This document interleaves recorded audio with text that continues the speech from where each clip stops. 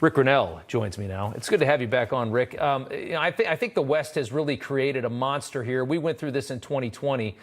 I want to get your thoughts, and how did we get to a point where refugees are burning down the place that they escaped to? Look, this story is about immigration. It's about transparency. It's about Europe. It's about the West. It's about social media. It's got everything of this century. And I think that what you're seeing right now is Emmanuel Macron really mishandling what's happening at home. Ever since Merkel has left the stage, Macron has really stepped up and tried to be the leader in Europe and the leader that challenges Joe Biden on the world stage. He's been playing a bigger role in the Balkans. He's been playing a bigger role in NATO and in all of the issues of the West. But clearly what's been happening is he's mismanaged the immigration issue. Don't forget, Chancellor Merkel lost her job, and we had Brexit because the Chancellor of Germany, the largest country in all of Europe, couldn't handle the immigration issue. There is a pull between wanting to be kind and have your heart lead and wanting to have the rule of law and let your head lead. What I would argue is that you don't have a society if you don't have rules. You can be generous with those rules and have a large immigration influx, but you cannot allow for illegal immigration, people who cut the line, because then you really don't have a country.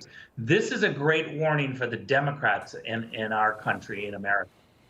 Yeah, it is. And to the ideology of it, if we can talk to that for a second. I mean, the fact that these Western societies are condoning this to some extent, that we're sitting there watching.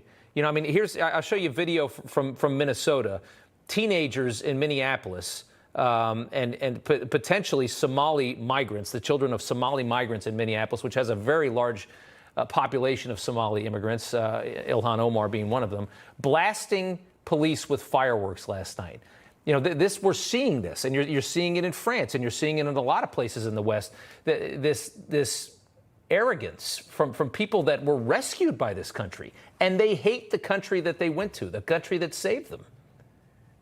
And I actually think it's even broader than just the immigrant story. I think it's just a basic rule of law story and the failure of governments to be able to enforce the rule of law when there's so many people trying to say, this is unfair or don't do this. You've got to be able to have a sense of law and order. You need to be able to say safety is paramount. But what concerns me, Rob, is the reaction both of Senate Democrats who are trying to control social media. What they're trying to do is delete every single idea that challenges their authority.